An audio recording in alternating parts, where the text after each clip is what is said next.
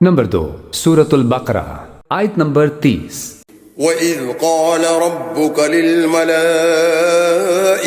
إِنِّي جَاعِلٌ فِي الْأَرْضِ خَلِيفَةً قَالُوا أَتَجْعَلُ فِيهَا مَن يُفْسِدُ فِيهَا وَيَسْفِكُ الدِّمَاءَ وَنَحْنُ نُسَبِّحُ بِحَمْدِكَ وَنُقَدِّسُ لَكَ قال انی اعلم ما لا تعلمون۔ ترجمہ ڈاکٹر طاہر القادری۔ اور وہ وقت یاد کریں جب آپ کے رب نے فرشتوں سے فرمایا کہ میں زمین میں اپنا نائب بنانے والا ہوں۔ انہوں نے عرض کیا کیا تو زمین میں کسی ایسے شخص کو نائب بنائے گا جو اس میں فساد انگیزی کرے گا اور خون ریزی کرے گا؟ حالانکہ ہم تیری حمد کے ساتھ تسبیح کرتے رہتے ہیں اور ہمہ وقت پاکیزگی بیان کرتے ہیں۔ اللہ نے فرمایا میں وہ کچھ جانتا ہوں جو تم نہیں جانتے۔ قرآن نمبر 2 سورۃ البقرہ آیت نمبر 31۔ وَعَلَّمَ آدَمَ الْأَسْمَاءَ كُلَّهَا ثُمَّ عَرَضَهُمْ عَلَى الْمَلَائِكَةِ فَقَالَ أَنبِئُونِي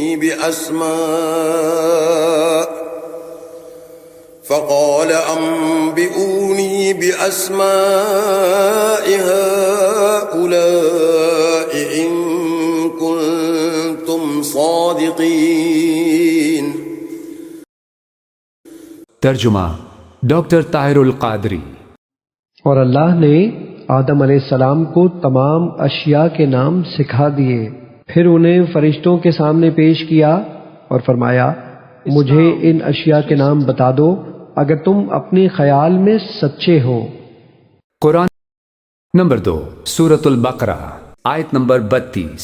قالوا سبحانك لا علم لنا إلا ما علمتنا إنك أنت العليم الحكيم۔ ترجمہ ڈاکٹر طاہر القادری۔ فرشتوں نے عرض کیا تیری ذات ہر نقص سے پاک ہے، ہمیں کچھ علم نہیں مگر اسی قدر جو تو نے ہمیں سکھایا ہے، بے شک تو ہی سب کچھ جاننے والا حکمت والا ہے۔ قرآن نمبر 2 سورۃ البقرہ آیت نمبر 33۔ قال يا آدم أنبئهم بأسمائهم فلما أنبأهم بأسمائهم قال ألم أقل لكم إني أعلم غيب السماوات والأرض وأعلم ما تبدون وما كنتم تكتمون۔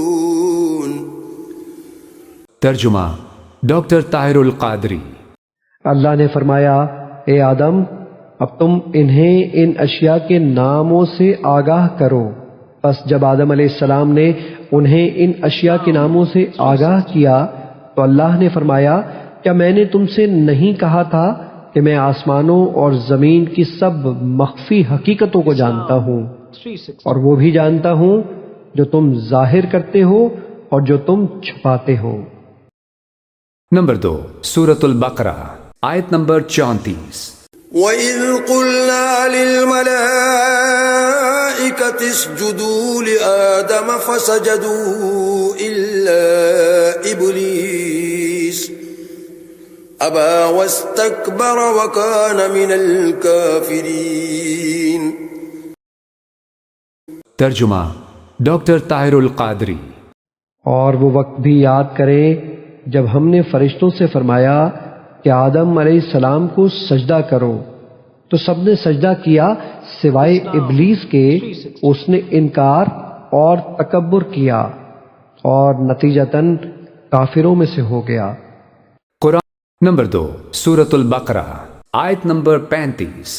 وَقُلْنَا يَا آدَمُ اسْكُنْ أَنْتَ وَزَوْجُكَ الْجَنَّةَ وَكُلَا مِنْهَا رَغَدًا حَيْثُ شِئْتُمَا ولا تقربا هذه الشجرة فتكونا من الظالمين.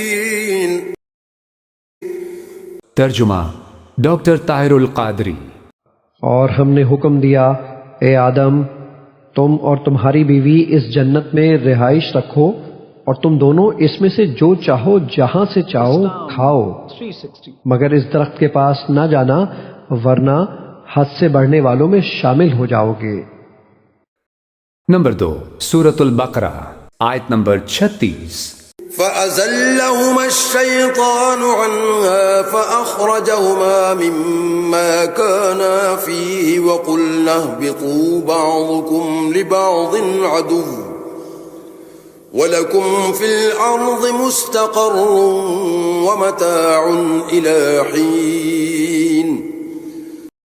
ترجمہ ڈاکٹر طاہر القادری۔ پھر شیطان نے انہیں اس جگہ سے ہلا دیا اور انہیں اس راحت کے مقام سے جہاں وہ تھے الگ کر دیا، اور بالآخر ہم نے حکم دیا کہ تم نیچے اتر جاؤ، تم ایک دوسرے کے دشمن رہو گے، اب تمہارے لیے زمین میں ہی معینہ مدت تک جائے قرار ہے اور نفع اٹھانا مقدر کر دیا گیا ہے۔ نمبر 2 سورۃ البقرہ آیت نمبر 37۔ فتلقى آدم من ربه كلمات فتاب عليه إنه هو التواب الرحيم. ترجمہ ڈاکٹر طاہر القادری۔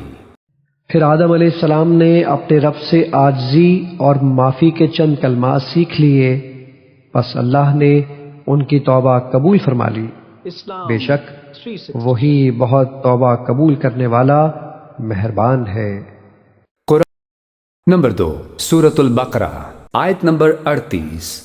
قلنا اهبطوا منها جميعا فإما يأتينكم مني هدى فمن تبع هداي فلا خوف عليهم ولا هم يحزنون.